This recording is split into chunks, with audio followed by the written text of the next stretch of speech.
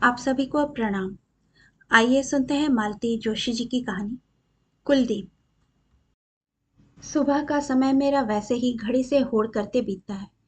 ऐसे में अगर बाहर की घंटी का भी जवाब देना पड़ जाए तो मेरे कोफ्त की सीमा नहीं रहती। पर और कोई चारा ही नहीं था। संदीप नहीं रहा था। संध्या स्कूल के लिए तैयार होकर खाने की मेज पर बैठी थी। बच्चों के पापा शिव का सामान फैलाए इत्मीनान से धूप में बैठे थे। भुनभुनाते हुए मैंने दरवाजा खोला। शर्मा जी की विभा सामने खड़ी थी। आंटी जी, संध्या के हाथ मेरी और दीदी की एप्लीकेशन भिजवा दीजिएगा, उसने कहा। क्यों, स्कूल नहीं जाओगी क्या? पर आज से तो मंथली टेस्ट शुरू हो रहे हैं ना, संध्या बता रही थी। जी, सो तो है पर जाना नहीं हो सकेगा। मम्मी के लड़की हुई है ना, उसने धीरे से कहा। यूं कहो कि तुम्हारे बहन हुई है। कब हुई? रात में। और दादी नहीं आई क्या इस बार? जी नहीं, कहलवाया है कि लड़का होगा तो आएंगी। अच्छा आंटी जी, मैं चलूं, अस्पताल भी जाना है, उसने जैसे पीछा छुड़ाते हुए कहा। उससे वार्ड नंबर आदि पूछकर मैंने उसे विदा किया। हे भगवान, फिर लड़की। रसोई में जाते हुए मैं सोच रही थी। कौन था? इन्होंने पूछा। शर्मा जी की विभा थी। सुनिए, उनके यहाँ फिर लड़की हुई है। भगवान भी कभी कभी कितना अन्याय करते हैं। फिर लड़की? इन्होंने कहा। मेरे ख्याल से 7वीं या 8वीं है या। एनीवे, दफ्तर में एक कंडोलेंस तो करनी ही पड़ेगी। छी, क्यों बुरी बात कहते हैं, मैंने इन्हें झिड़का। पर खुद मुझे ही हंसी आ गई। आज शर्मा जी पर मातम छाया होगा इसका मुझे भी पता न था। पिछली बार का अनुभव जो था। दोपहर में उनके घर जाकर पूछताछ कर आना, पड़ोसी जो हैं। साथ ही बुढ़िया की रनिंग कमेंट्री भी सुनती आना, इन्होंने कहा। सुनिए, वह आई नहीं इस बार। कहती है लड़का हुआ तो आऊंगी। भला यह भी कोई बात है? मैंने शिकायत के स्वर में कहा। बिल्कुल ठीक बात है, इन्होंने जोर से प्रतिवाद किया। 60 से ऊपर हो चली है बेचारी, पर बेटों को परवाह कहाँ है। बेचारी रोटेशन में तीनों बहुओं की चूल्हा चक्की संभालने पहुंच जाती है। उसने प्रोटेस्ट नोट भेजा है। एक करारा सा जवाब मेरी जबान पर आया था कि संध्या ने रसोई से रोटी के लिए चीखना प्रारंभ किया। इतना गुस्सा आया। वो शर्मा जी की आभा विभा देखो, पूरा घर संभालती है, दोनों वक्त का खाना बनाती है, छोटी बहनों की देखभाल करती है। और एक हमारी राजकुमारी देखो, हाथ से रोटी भी उठाकर नहीं ले सकती। तुम भी शर्मा जी की मिसेस की तरह उसे सीखने का चांस दो, इन्होंने शरारत से कहा। पर मेरा तमतमाया चेहरा देखकर एकदम सीरियस होते हुए बोले। अरे भाई, उसका दोष क्या है? तुम उसे सीखने दो तब ना। खुद ही दौड़ दौड़ कर सारा काम करती रहोगी, कभी एक प्याला चाय भी तो अपनी लाडली को बनाने नहीं देती। इनकी बात सुनकर मेरा पारा कुछ नीचे उतरा। सचमुच ही मुझे लड़कियों से इतना ज्यादा काम लेना अच्छा नहीं लगता। सोचती हूँ, खेलने खाने के दिन हैं उनके, अभी से उन जिम्मेदारियों से क्यों लाद दूं जिससे सारी जिंदगी निपटना है। शर्मा जी की गृहस्थी देखती हूँ तो बड़ा तरस आता है।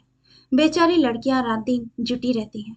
मिसेस शर्मा सुबह स्कूल में पढ़ाने जाती हैं, दोपहर में आराम करती हैं, जो उनकी निरंतर गिरती सेहत के लिए जरूरी है। शाम को एक दो ट्यूशन करती हैं, जो बढ़ते हुए खर्च को सहारा देने के लिए बेहद जरूरी है। बाकी बचा समय छोटे बच्चे की देखभाल में चला जाता है। लड़कियां इस नन्ही सी उम्र में बुजुर्ग बनी घर देखती हैं, नन्ही प्रभा तक फुलके उतार लेती है। हर नए बच्चे के जन्म के साथ मिसेस शर्मा थकती जा रही हैं, पर हर नया बच्चा अपने साथ नए खर्च, नई समस्याएं लाता है। लिहाजा नौकरी छोड़ने का प्रश्न ही नहीं उठता। दोनों पति पत्नी आधुनिक हैं, सुशिक्षित भी, पर एक पुत्र का जन्म जैसे दोनों के जीवन का सबसे बड़ा प्रश्न, सबसे बड़ी चुनौती बन गया है। कितने ही साधु संतों के पैर पूजे गए हैं, बीसियों जगह कुंडलियां दिखाई गई हैं, व्रत उपवासों की तो कोई सीमा ही नहीं। पर यह पुत्र रूपी नक्षत्र उनके भाग्याकाश में उदय होने का नाम ही नहीं ले रहा था, मानो उनके धैर्य की परीक्षा ले रहा था। शाम को उन्हें देखने अस्पताल जा रही थी। तो यही सब मन में उठ रहा था।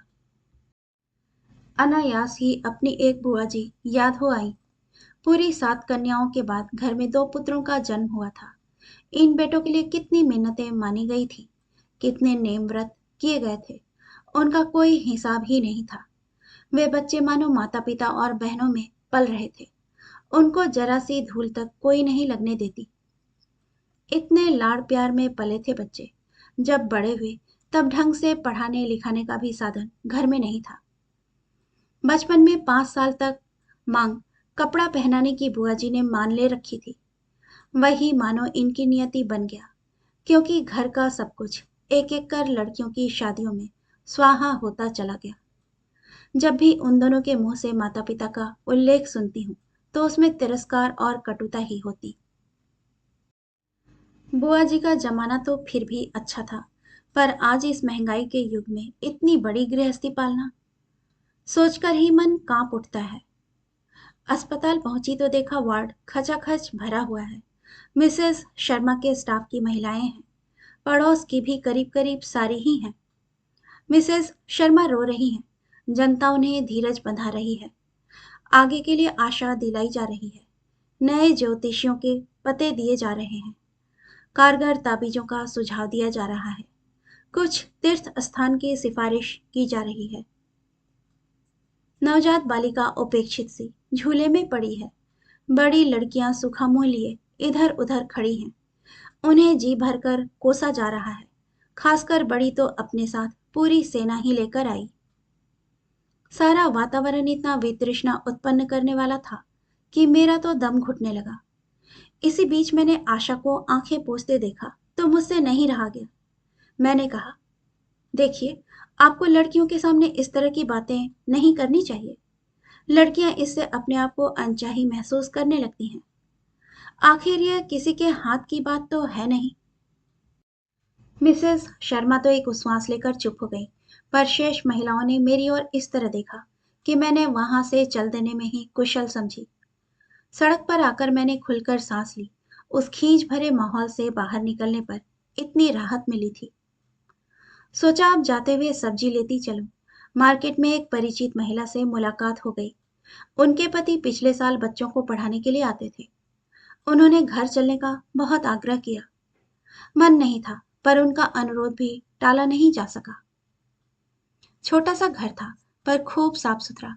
हर चीज करीने से लगी हुई। रसोई घर के चमचमाते बर्तनों से लेकर दरवाजे पर लगे साड़ी के पर्दों तक सब चीजें गृहिणी की दक्षता का परिचय दे रही थी। उनकी तीनों लड़कियां साफ कपड़ों में, लेकिन बड़े प्यारे फ्रॉक्स पहने हुई थीं। लड़कियों को प्यार करते हुए मैंने पूछा, कपड़े आप घर ही पर सीती हैं? उन्होंने कोने में रखी सिलाई मशीन की ओर इशारा किया। अनसिले कपड़ों का ढेर था उस पर। थोड़ी बहुत बाहर की भी सिलाई कर लेती हूँ। बच्चों के दूध का खर्च निकल ही आता है। अरे वाह, यह तो आप बहुत अच्छा करती हैं। मैंने उनका उत्साह बढ़ाने के लिए कहा। क्या करें बहन जी, एक आदमी की कमाई से पूरा नहीं पड़ता। बाहर जाकर कुछ करूं, इतनी मेरी पढ़ाई नहीं है। फिर समय ही कहाँ है। घर बैठे जितना कर सकती हूँ करती हूँ। और फिर बातें चल पड़ी। सांझ कब फिर आई पता ही नहीं चला। उन्होंने ठाकुर जी के आगे दीप जलाया, मुझे हल्दी कुमकुम लगाया और फिर ठेठ महाराष्ट्रियन ढंग से मेरे पांव छू लिए। महाराष्ट्रियन घरों में शाम को दिया बत्ती के समय घर में अगर कोई सुहागिन हो तो हल्दी कुमकुम अवश्य लगाया जाता है। बुजुर्ग हो तो पैर छू लिए जाते हैं। कहिए, क्या आशीर्वाद दूं? मैंने अपना संकोच छिपाते हुए कहा।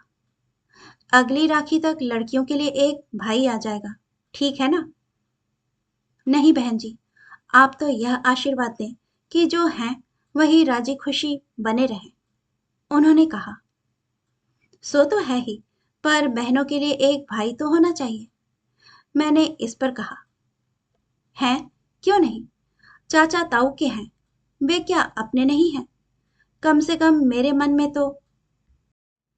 वो तो आप ठीक कहती हैं, पर देखिए, सब लोग चाहते हैं कि वंश के लिए। हाय बहन जी, कौन सा ऐसा पेशवाओं का वंश है जिसका चलना जरूरी है? उन्होंने यह इस ढंग से कहा कि हम दोनों ही हंस पड़े। फिर वे गंभीर होकर बोली, असली बात तो नाम होता है। और नाम क्या लड़कियों से नहीं होता? मैं तो अपनी लड़कियों को लड़कों की तरह पढ़ाऊंगी, बड़ी को डॉक्टर और छोटी को वकील बनाऊंगी। मंजली की आवाज बड़ी सुरीली है, उसे मैं संगीत सिखाऊंगी। मैं अपनी सारी अधूरी इच्छाएं पूरी करूंगी, अपने सपने इन लड़कियों में देखूंगी। हमारा इतना बड़ा परिवार था कि सारी इच्छाएं मन ही में रह गई।